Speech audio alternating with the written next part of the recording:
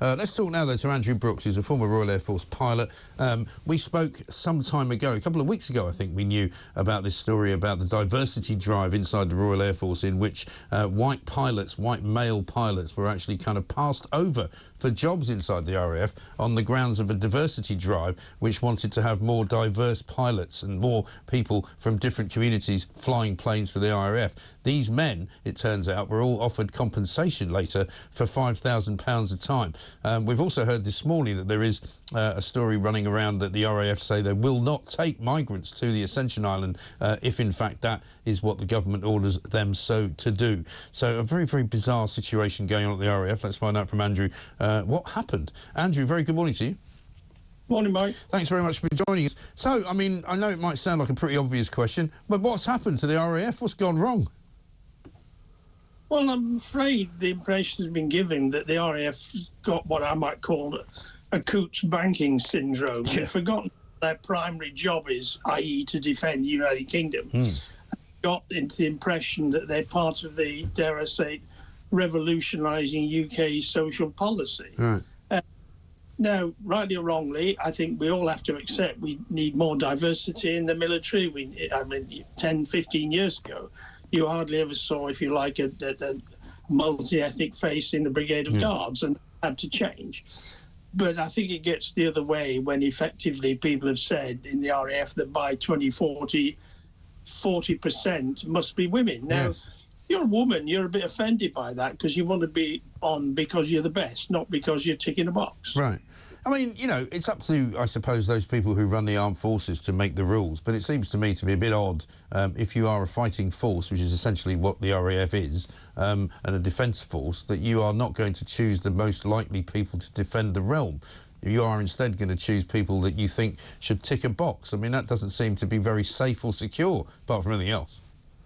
You're right. I mean, we should be picking people on merit, whomsoever they are, on merit. And if it got to the stage where a group captain in charge of recruiting literally retires from the Air Force because she feels she's being ordered to break the law of gender and inclusion, then there's something gone wrong.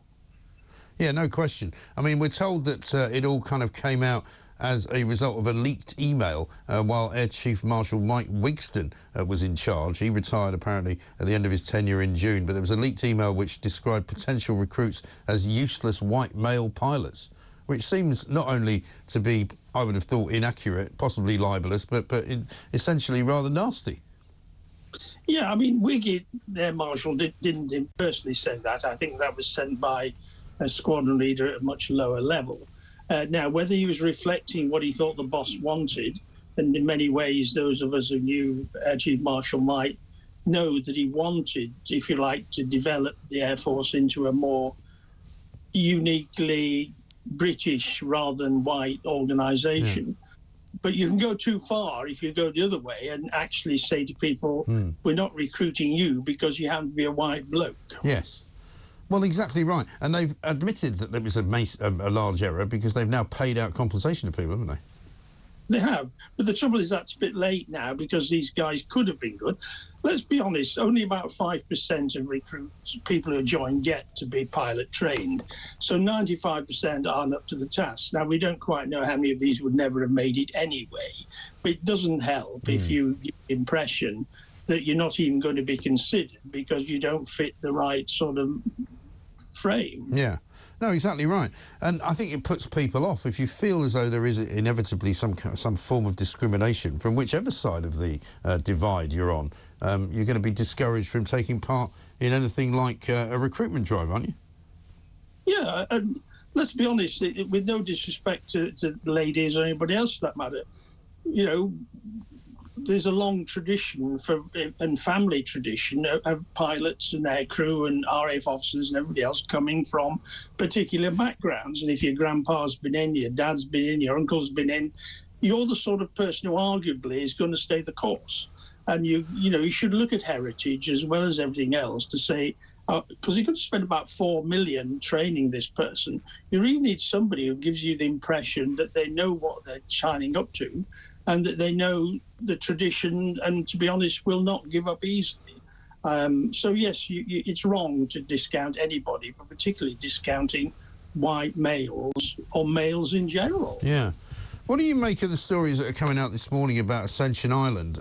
We're reading in the Times today that proposals to fly migrants to Ascension Island would be resisted by the Ministry of Defence and the United States government. Why would they do that? Well, the island is basically a United States enclave. I remember we were fighting the Falklands War. We used that, but we used United States Air Force facilities because that's their airfield.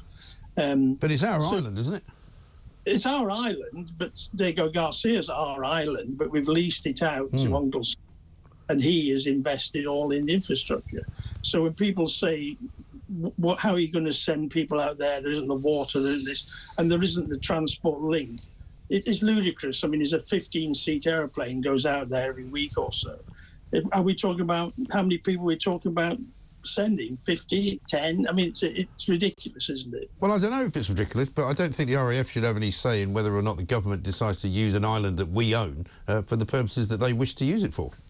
Well, of course. And at the end of the day, there will be a 10 rounds, 2 missions and a knockout between the Home Secretary and the Minister of Defence, and the Prime Minister will doubtless wade in at the end and make the decision. Yes, because that is the problem. I mean, what I'm saying, I suppose, as you might not be seeing from my very unsubtle way of saying it, is that, you know, if the RAF is preventing white people from becoming pilots, maybe they don't want to export migrants to Ascension Island for political purposes either.